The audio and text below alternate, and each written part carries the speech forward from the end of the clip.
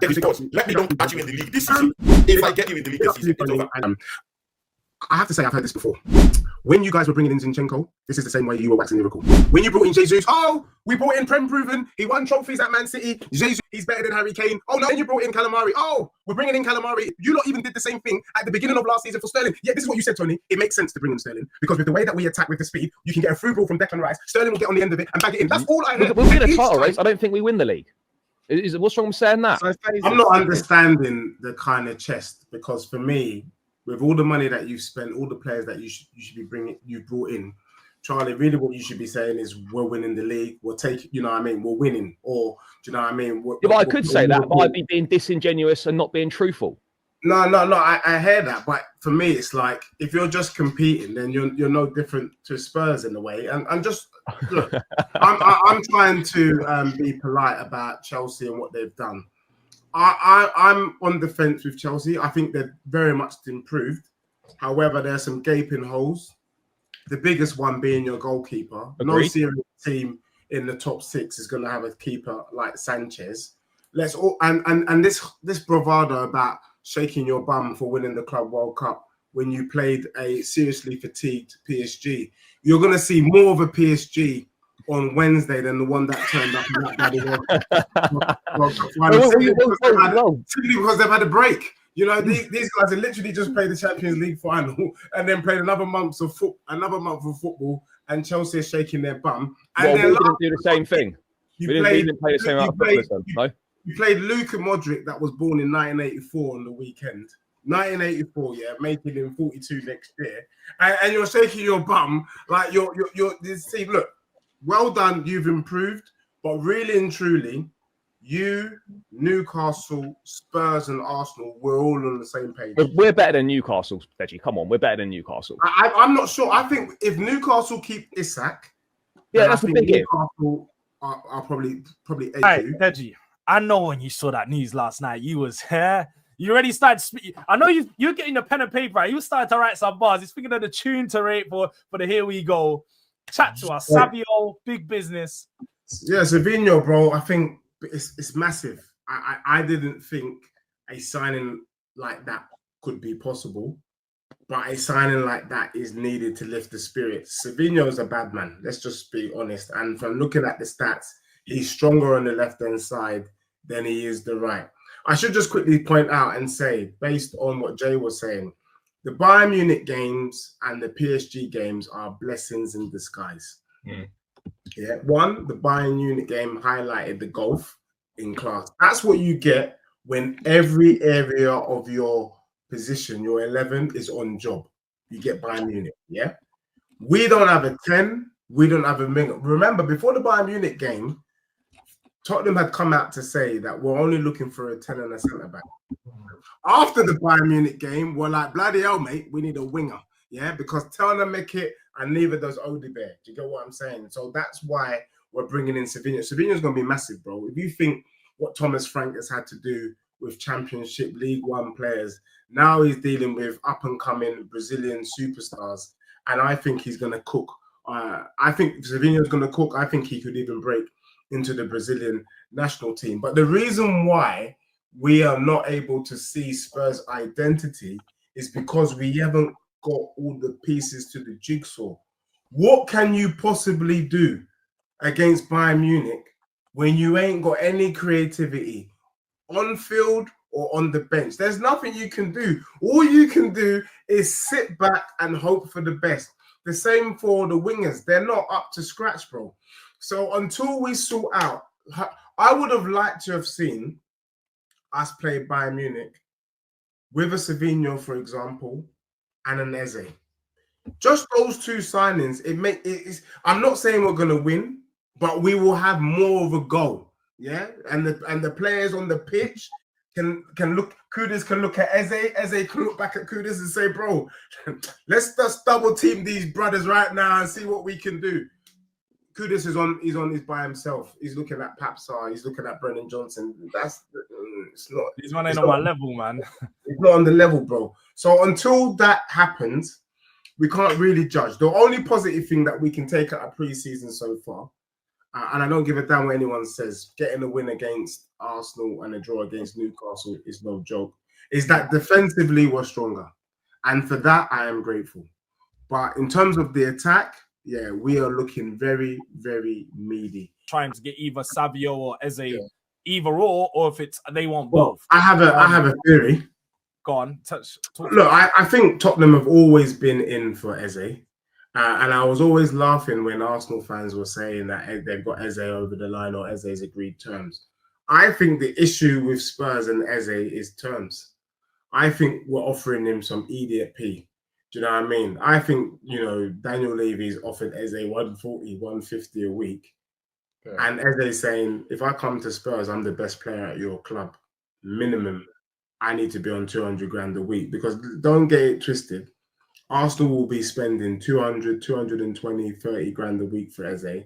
And so there's no way in hell we're going to be getting away with 140 grand a week. So I do feel Spurs are going to have to up the ante, and rightly so, because Eze comes to Spurs. He wants to come to Spurs because he knows he's guaranteed to be first team football. He's guaranteed to be the main man. And as long as he's the main man at Spurs and he's doing bits, he's guaranteed a spot in that England World Cup team. Yeah. Whereas with Arsenal, he runs the risk of playing second fiddle to Asgard. And I don't think he's stupid enough to want to do it, even though he has the self-belief to know he can displace him. It's a no-brainer for me. And I think if Tottenham bring in Savinho and Eze, it's a good look. For me, it's top 6, top 7 material with those signings. Had it been Rodrigo on the left-hand side, I would have been telling you top 4. It was abolished when I was about like 8 years old. Yeah. It's a dead cut, bro. But that was the trophy before the Europa League. Yeah, I'm just asking you, wouldn't you love to win a European competition? Not Cup Winners' Cup. Cup Winners' Cup is equivalent to the cup that Spurs are about to play on Wednesday. No. Cup Winners' Cup was an actual European competition where there was a group stage, everything similar to how the Europa League is. Let's not act like it's nothing. It has a historical history. There's a lot of teams that have won it. If I'm not mistaken, Spurs has a bunch of Cup Winners' Cups too. Yeah, and you don't see me shaking my bum for Cup Winners' Cup, bro, because for me, I like to deal with the big trophies, Champions League. Tottenham have won. Yeah, you won it in 1963. Yeah, do you know what I mean? I like to do the big thing. But bro, the point I'm trying to make is in recent history, you haven't really done anything of substance, and we're not talking FA Cup, bro. So look, Egal. I mean, yeah, let's get into bias aside. My team is expected to challenge to try to win the league. Your team is just trying to get back. Your team is not expected to challenge, bro. You think they're expected to challenge. Can I be real? Can I be real? Your team is on par with Spurs. And let me explain. Did we lose him? Is he? Let me explain. Am I still here? Yeah. So we've lost the gal. Let me explain. He can watch back and see this. At the end of the day, when we're looking at Arsenal's squad, we know that Odegaard isn't the guy right now. We know that. Yeah. Arsenal, if they really want to win the Prem or compete, they need to bring in an Eze and they need to bring in a Rodrigo type player for us to sit up and take Arsenal serious. No one's taking Arsenal serious with Madueke or Martinelli. No one's taking Arsenal serious with Odegaard. No. So because those two areas are weak, that makes me believe that Liverpool is stronger than Arsenal, City is stronger than Arsenal, Chelsea is stronger than Arsenal. And if anyone says that those three aren't stronger than Arsenal, they're smoking budgie banting. If Newcastle keep... Who's the best defense in the league? Who has the best defense out of everyone in the league? What do you mean? Based on last season or based on now? Based on the season, going into the season, who has the best defensive unit going into the season? I think your defensive unit is up there, but I also believe Spurs' defensive unit is up there. Do you think Spurs will concede less goals than Arsenal? Do you know what? It's a possibility, bro, under Thomas Frank. You know think what? Spurs will keep more clean sheets than Arsenal? I would say with chess right now, the reason why Tottenham fans were getting cooked about our defense was because of Ange. I would rate Tottenham's back four as good as yours. Legit. Who's your backup right winger? Right back. Backup right back is Jed Spence. Who's your backup left back? We don't have Who's your backup centre backs? So that's where the issue is. We've got Danzo, who can do a job. Drag it. Danzo's better than any backup you've got. That's not true. fact. That's not true. Who? Danzo is better than Mosquito or Mosquito. Danzo's better. Like that, personally, Danzo's better than Kibio. Kivior was playing Real Madrid Mascara in the Champions League. Kivior was playing in the Premier League consistently. Until we see your boy doing it, we can't talk. Huh? Have your backups been playing consistently in the Premier League and in the Champions League? Enough game time, Yeah, but hold on, but Igal, what I will say is that you guys cry wolf every time your players get injured. Hold on, Gabriel Magalhaes gets injured. Gabriel Magalhaes gets injured. It's like nothing ever happened. I'm gonna be polite, and say to you, from when you invited myself and Jay, it was already an Arsenal and Spurs thing. So you're gonna need to. No, but I'm trying to. There's no way I'm coming on this channel speaking to you, Mr. Arsenal, and not telling you about your Swedish Ollie Watkins, bro. I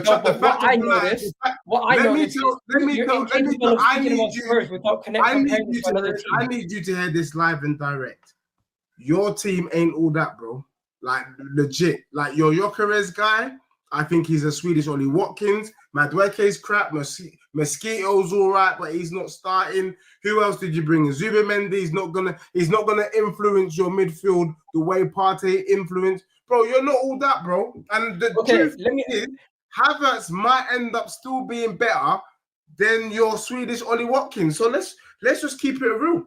What I will say though is, I was just on the Gal's channel, and what an experience that was. I honestly believe he is a character from a Netflix series called Stranger Things.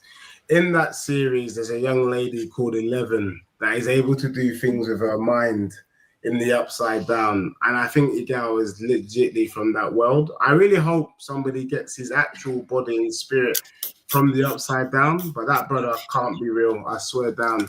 I'm not sure Arsenal finish above City, Liverpool, and Chelsea. And I think anyone suggesting that could happen is a madman. But I'm here to bring the facts, no banter, much love and respect. And I know you guys look at it like we finished second 3 times in a row.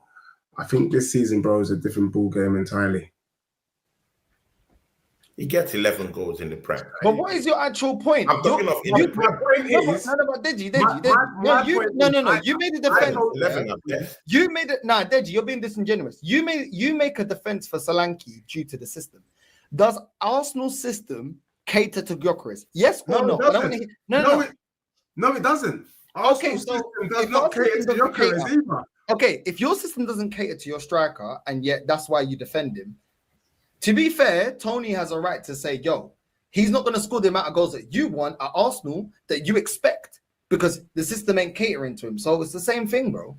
Yeah, but bro, what I'm trying to say is Arsenal fans have been saying how this guy is going to score all these amount of goals. And I've been saying it and I'll keep saying it. I'm not sure that Gyokeres will score more goals than Havertz.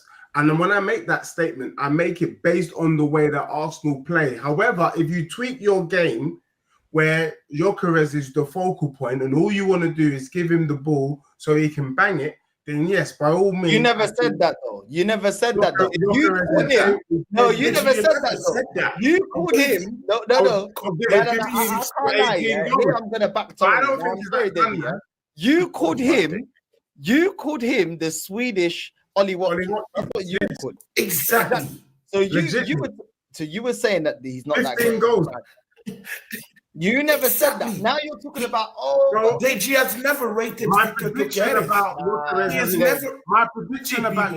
hasn't changed, bro. I'm not expecting Gyokeres to get more than 15. Okay, so do you not rate the player? Tony, I'll let you say your thing. Tony, I'll let you say your thing. I just want to say one thing, yeah.